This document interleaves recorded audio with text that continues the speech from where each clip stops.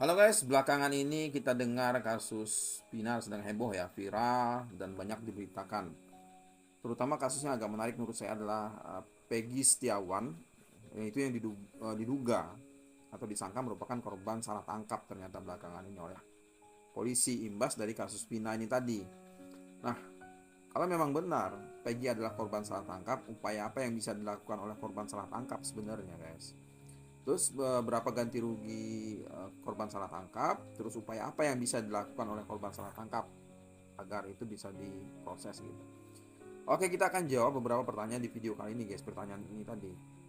Terus juga korban salah tangkap pada dasarnya bisa menuntut ganti rugi loh, jangan salah ya. Oke, kita akan bahas di video kali ini.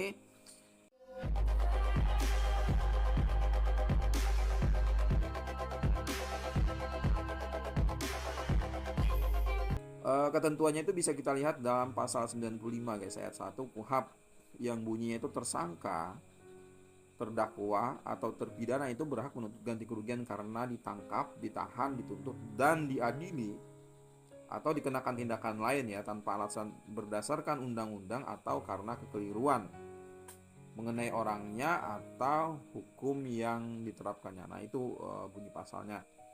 Nah, kemudian kita lihat lebih jauh guys. Yang dimaksud dengan kerugian karena tindakan lain itu apa sih? Ternyata maksudnya itu adalah kerugian yang ditimbulkan oleh pemasukan rumah, misalnya penggeledahan dan penyitaan yang tidak sah menurut hukum ya, tidak sesuai aturannya gitu maksudnya. Termasuk dalam hal ini penahanan tanpa alasan, seperti penahanan yang lebih lama misalnya daripada pidana yang dijatuhkan. Tuntut tuntutan ganti kerugian yang diajukan oleh tersangka, terdakwa, terpidana atau ahli warisnya kepada pihak pengadilan yang berwenang mengadili perkara yang bersangkutan untuk memeriksa dan memutus perkara tuntutan ganti kerugian ini adalah ketua pengadilan, biasanya itu menunjuk hakim yang sama yang telah mengadili perkara pidana yang bersangkutan. Jadi nanti diatur gitu oleh ketua pengadilan. Kemudian guys, pemeriksaan terhadap ganti kerugian itu mengikuti acara pra peradilan.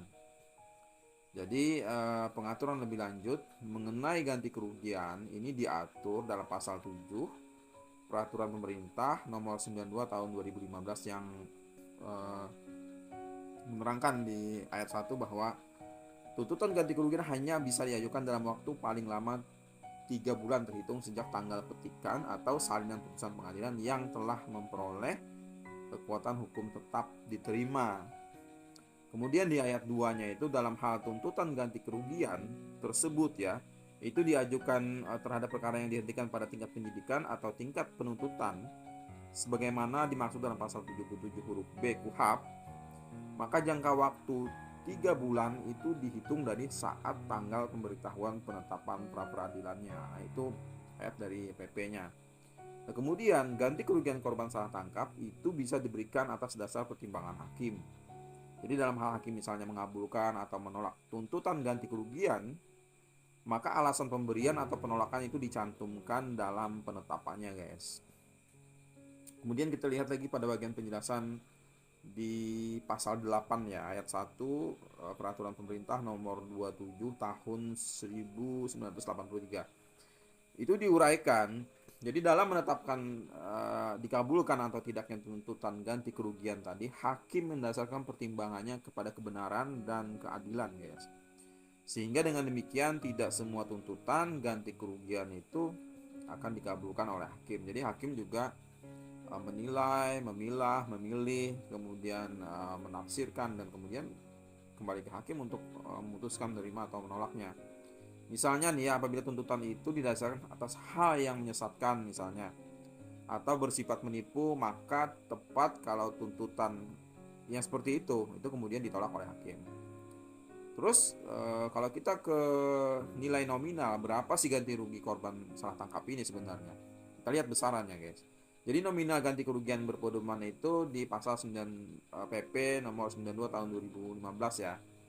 Jadi kita lihat bunyinya. Besarnya ganti kerugian berdasarkan alasan sebagaimana dimaksud dalam pasal 77 huruf B Dan pasal 95 KUHP itu paling sedikit 500.000 rupiah ya, dan paling banyak itu 100 juta kalau misalnya salah tangkap. Nah, besarnya ganti kerugian berdasarkan alasan sebagaimana dimaksud di dalam pasal 95 KUHP yang mengakibatkan luka berat misalnya atau cacat sehingga tidak bisa melakukan pekerjaan, dia kemudian besaran ganti kerugiannya itu paling sedikit 25 juta rupiah dan paling banyak 300 juta rupiah. Nah, itu kalau misalnya si korban salah tangkap tadi dia luka berat atau kemudian cacat ya. Next, kita ke yang berikutnya, ganti kerugian besarnya, yaitu berdasarkan alasan sebagaimana yang dimaksud dalam pasal 95 KUHP. Misalnya mengakibatkan kematian, yang mengakibatkan kematian, besarnya ganti kerugian itu paling sedikit itu 50 juta rupiah guys, dan paling banyak itu 600 juta rupiah. Nah, itu berdasarkan apa yang terjadi kepada korban, misalnya dia luka berat, cacat, atau meninggal. Nah, prosedur penggantiannya gimana bagi korban yang salah tangkap tadi ya? Ini kita rujuk ke PMK nomor 132 tahun 2019. Jadi pada bagian 1 lampiran 1 halaman 29 itu diuraikan mengenai pergeseran anggaran ya, dalam rangka penyelesaian putusan pengadilan yang telah mempunyai kekuatan hukum tetap guys, atau inkrah. Jadi pergeseran anggaran dalam rangka penyelesaian putusan pengadilan yang telah mempunyai kekuatan hukum tetap atau inkrah tadi ya, itu bisa dilakukan antar jenis belanja dan atau antar kegiatan dalam satu program. Jadi pergeseran anggaran yang dimaksud ini merupakan kewajiban pengeluaran yang timbul sehubungan dengan putusan pengadilan yang telah mempunyai kekuatan hukum tetap atau inkrah. Jadi pergeseran anggaran yang dimaksud ini merupakan tanggung jawab dari kementerian atau lembaga yang terkait dengan permasalahan ini.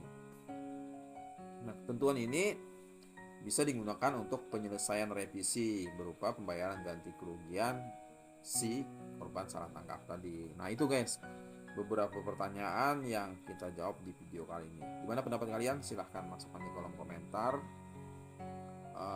Kalau ada misalnya yang perlu diskusikan atau ada hal-hal yang kurang jelas, kita akan bahas lagi nanti di video-video berikutnya. Terima kasih sudah pantengin terus channel ini. Jangan lupa tetap like, share, komen, dan subscribe. Kita akan berjumpa lagi nanti di video-video berikutnya.